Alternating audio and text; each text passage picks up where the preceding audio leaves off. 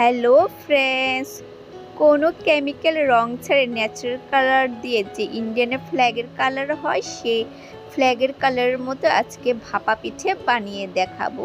তো প্রথমে আমি সবুজ কালার করার জন্য কুমড়ো পাতাগুলো ভালো করে ধুয়ে সেদ্ধ করে এবার বেটে নিলাম। তাহলে আমার সবুজ কালারটা এখন কমপ্লিট হয়ে গেল।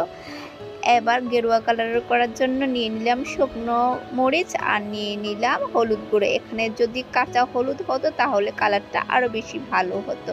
তো হলুদ আর কুমড়ো পাতার তো একটা নিজস্ব গন্ধ থাকে, সেই গন্ধটা যাতে না করে তার জন্য হলুদটাকেও একটু তেলে ভেজে নিলাম, কুমড়ো পাতাটাকেও একটু তেলে ভেজে নিলাম। তাহলে কালারগুলো রেডি হয়ে গেল। এবার একটা কাঁচের বাটিতে, ছোট্ট বাটিতে এক বাটি ময়দা নিয়ে নিলাম আর নিয়ে নিলাম স্বাদ মতো নুন আর দিয়ে দিলাম অল্প পরিমাণ তেল। তেল দিয়ে ভালো করে ময়দাটাকে মাখিয়ে নিয়ে এবার অল্প অল্প পরিমাণ জল দিয়ে একটা ডো রেডি করে নিলাম। ইন্ডিয়ান ফ্ল্যাগের তো 3টা কালার হয়, তার জন্য সাদা কালারটা আমি রেডি করে নিলাম। এবার সেমভাবে আবারও এক বাটি ময়দা নিয়ে নিলাম আর নিয়ে নিলাম অল্প পরিমাণ নুন আর দিয়ে দিলাম অল্প পরিমাণ তেল। দিয়ে এবার যে কুমড়ো পাতার বাটাটা আমি রেডি করছি সেই বাটাটা দিয়ে দিলাম। দিয়ে এবার ময়দাটাকে ভালো করে মাখিয়ে অল্প অল্প পরিমাণ জল দিয়ে সবুজ কালারের ডো রেডি করে নিলাম। তাহলে আরেকটা কালারও কমপ্লিট হয়ে গেল। এবার সেমভাবে আবারও এক বাটি ময়দা নিয়ে নেব আর দিয়ে দেব স্বাদ মতো নুন আর দিয়ে দেব অল্প পরিমাণ তেল। দিয়ে এবার যে বেটে রেখেছিলাম শুকনো লঙ্কা আর হলুদ গুঁড়ো সেটাও দিয়ে দিলাম। দিয়ে ভালো করে ময়দাটাকে মাখিয়ে অল্প অল্প পরিমাণ জল দিয়ে ভালো করে মেখে একটা ডো রেডি করে নিলাম। তো গেরুয়া কালারটাও কমপ্লিট হয়ে গেল। তাহলে আমার 3টা কালার এখন রেডি হয়ে গেছে।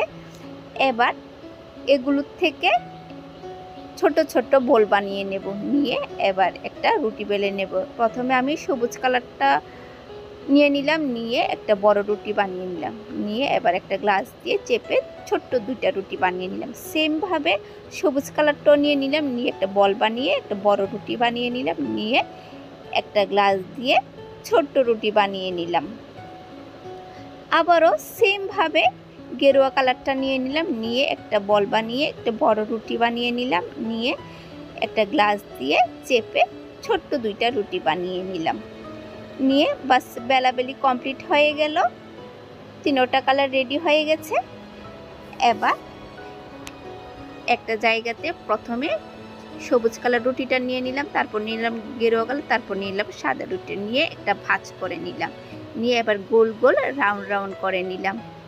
আমি যেভাবে দেখাচ্ছি আপনারা সেভাবে বানিয়ে নেবেন। দেখুন একটা গোলাপ হয়ে গেছে আর 3টা কালার হয়ে গেছে। ইন্ডিয়ান ফ্ল্যাগের যে কালারটা হয় সেই কালারটা রেডি হয়ে গেল। দেখুন দেখতে কত সুন্দর হয়েছে। এবার এগুলো স্টিম করব, তার জন্য একটা বলের জল নিয়ে নিলাম আর একটা ফুটো করা থালাতে একটু তেল লাগিয়েছিলাম। লাগিয়ে এবার যে ভাপা পিঠেগুলো আমি বানিয়েছি ইন্ডিয়ান কালারের সে ভাপা পিঠেতে দিয়ে একটা ঢাকা দিয়ে দিলাম। দিয়ে এবার চুলোতে বসিয়ে দিলাম স্টিম করার জন্য। 10 মিনিটের মতো স্টিম করেছি, বাস রেডি হয়ে গেল। দেখুন দেখতে কত সুন্দর হয়েছে, আমার থেকে তো সুন্দর হয়েছে। আপনারা কমেন্টে বলবেন দেখতে কেমন হয়েছে। যদি আমার এই ভিডিওটা আপনাদের ভালো লাগে ভিডিওটাকে একটা লাইক করে দেবেন, শেয়ার করে দেবেন। আপনারা ভালো থাকবেন, সুস্থ থাকবেন। Tata, bye bye.